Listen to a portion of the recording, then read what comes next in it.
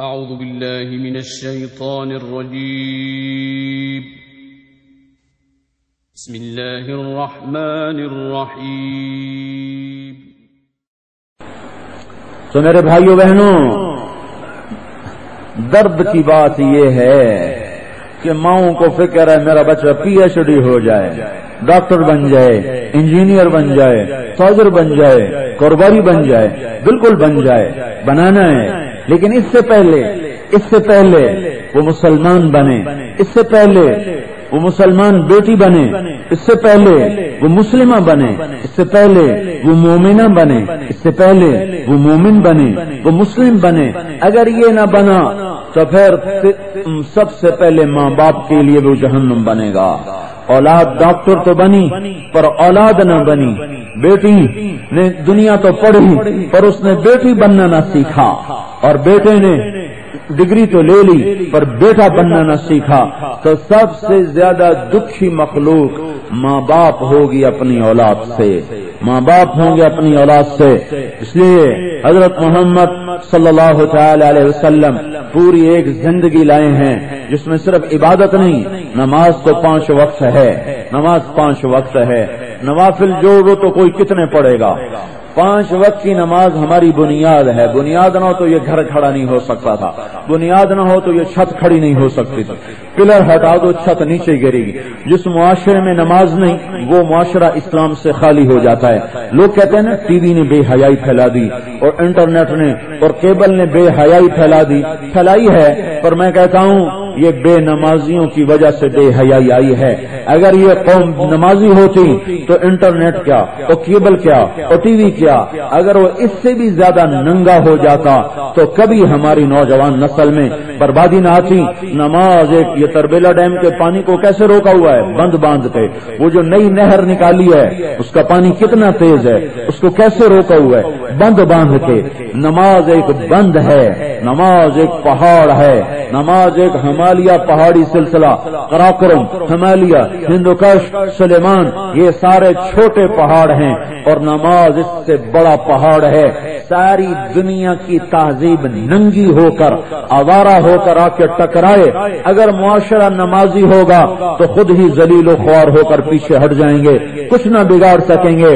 حکومت کو لوگ گالیاں دیتے ہیں، حکومت نے بے حیائی پھیلا دی، اور میں یہ کہہ رہا ہوں بے نمازیوں کی وجہ سے بے حیائی آئی ہے۔ عورتوں کے پردے اترے، نوجوانوں کی آنکھ آوارہ ہو گئی، کانوں میں موسیقی کے رس گھل گئے۔ یہ کس لیے؟ زہر گھلا ہے، رس کیا گھلا ہے؟ بے نماز ہونے کی وجہ۔ بے نماز، جس معاشرے میں نماز ہوگی اس میں بے پردگی نہیں آ سکتی، آوارگی نہیں آ سکتی، اس میں گانا نہیں چل سکتا۔ اس لیے گانا چل گیا، اس لیے مرد عورت میں آزادی آئی، اس لیے ہماری نسل نے کیبل سے اور ٹی وی سے گمراہی کا زہر پیا کہ نماز کوئی نہیں تھی۔ اگر نماز ہوتی تو ان میں طاقت نہ تھی کہ ان کے اخلاق پہ اثر ڈال سکتا۔ حبیب بن عمیر قید ہو گئے، ایک روم کی قید، بڑے حسین جوان تھے۔ رومی نے کہا تو عیسائی ہو جا، تجھے بیٹی شادی کر دوں اور تجھے اپنی جاگیر دے دوں۔ کہنے لگے تو یہ تو ہو ہی نہیں سکتا۔ تو اس نے اپنی بیٹی سے کہا چلو اس کو برائی کی دعوت دو، جب یہ منہ کالا کرے گا تو سب کچھ کرے گا۔ 3 دن 3 رات ایک کمرہ، ایک گھر سجا سجایا، شراب بھی پڑی ہوئی، کھانا بھی پڑا ہوا، اور 3 دن 3 رات روم کی حسین ترین لڑکی عرب کے بدو شاہ سوار کو برائی کی دعوت دے رہی ہے، اور اس 3 دن 3 رات میں اس کی آنکھ کا پردہ بھی نہیں اٹھ سکا۔ اگلا تو بڑی دور کی بات ہے، یہاں سے یوں دیکھ سکتا، یہ بھی نہیں ہوا۔ آخر وہ 3 دن کے بعد خود کہنے لگی تو کیا بلا ہے، نہ 3 دن کھایا نہ 3 دن پیا، کہنے لگے تو کیا بلا ہے، نہ تو دیکھتا ہے نہ تو کھاتا ہے نہ تو پیتا ہے اور نہ تو میری دعوت کو قبول کرتا، تجھے روکتا کون ہے، تجھے روکتا کون ہے؟ کہنے لگے لڑکی مجھے میرا رب روکتا ہے جو میری شارک سے قریب ہے، جو مجھے دیکھ رہا ہے۔ آج میرے لیے شراب حلال ہو چکی ہے، 3 دن گزر چکے ہیں، میں پیاس سے مرنے کو ہوں، بھوک سے مرنے کو ہوں۔ آج سور کی گوشت بھی ہو تو میرے لیے حلال ہے کہ میں بھوک اور پیاس سے تڑپ رہا ہوں، پر میں اپنے اللہ کو دکھا رہا ہوں کہ یا اللہ تجھ پہ قربان ہو جاؤں گا پر تیرا حکم نہ توڑوں گا۔ وہ کہنے لگی میں تیرے جیسے کو کبھی نہ مرنے دوں گی، میں تیرے جیسے کو کبھی نہ مرنے دوں گی۔ خود اس کے لیے پانی بھی لے کر آئی، کھانا بھی لے کر آئی، اور رات کو آئی اور آ کے دروازہ کھولا، کہا جا نوجوان آگے تیرا نصیب ہے، یہ کھانا ہے، یہ پیسے ہیں، یہ راہ ہے، یہ تارا ہے، رات کو چلنا دن میں چھپ جانا، اس تارے کو اپنے سیدھے کندھے کی طرف رکھتے رہنا، چلتے چلتے عراق کے دیش میں پہنچ جاؤ گے۔ جب نماز زندہ تھی تو ہر حربہ ناکام ہوا، اب نماز کوئی نہیں ہے، نماز کوئی نہیں ہے، تو میرے بھائیو سانپ کا زہر چل گیا، کرنٹ لگ گیا۔ اگر کرنٹ بجلی کا، وہ بجلی کا تار اگر وہ ربڑ کے اندر جا رہا ہو تو کرنٹ تو ہے، اثر کیوں نہیں؟ تار نے بیکار کیا ہوا ہے۔ یہ معاشرہ اگر نمازی ہوتا تو ہر بے حیائی کی اسکیم اللہ توڑ دیتا۔ حکومت کو گالیاں نہ دو، حکومت کو گالیاں نہ دو، قصور میرا ہے، میں نے نماز کے لیے لوگوں کو کیوں نہ تیار کیا۔ پھر جو پڑھنے والے ہیں ان کا رونا یہ ہے کہ انہیں نہ ذوق ہے نہ شوق ہے۔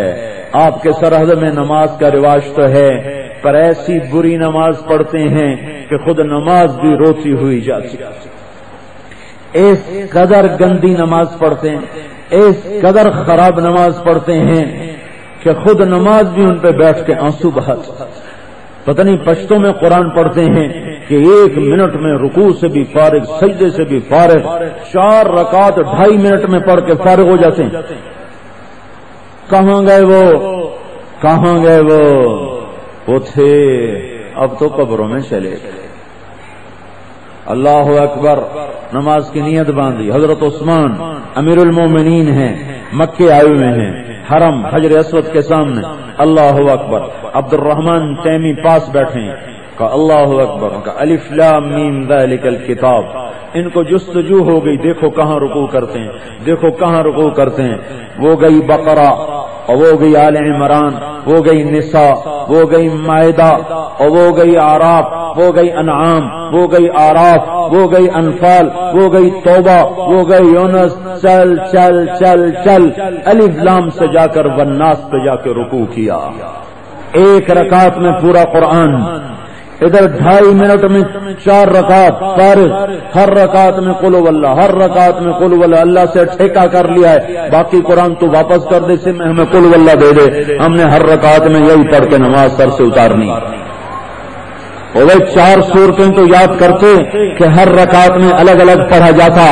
اللہ اکبر، یہ کہنے کے بعد اگر کوئی اور یاد آیا تو نماز کی روح نکل گئی۔ اللہ اکبر، جب کہا اللہ اکبر تو اب کیا ہے، سب سے کٹ کر اللہ کے ہو جاؤ۔ اگر نہیں ہو سکتے ہونے کی کوشش تو کرو، یہ عورتیں کوشش تو کریں، یہ مرد کوشش تو کریں۔ جب پھر نماز کے بعد ایسا نہ ہو سکے تو پھر اللہ سے کہو یا اللہ معاف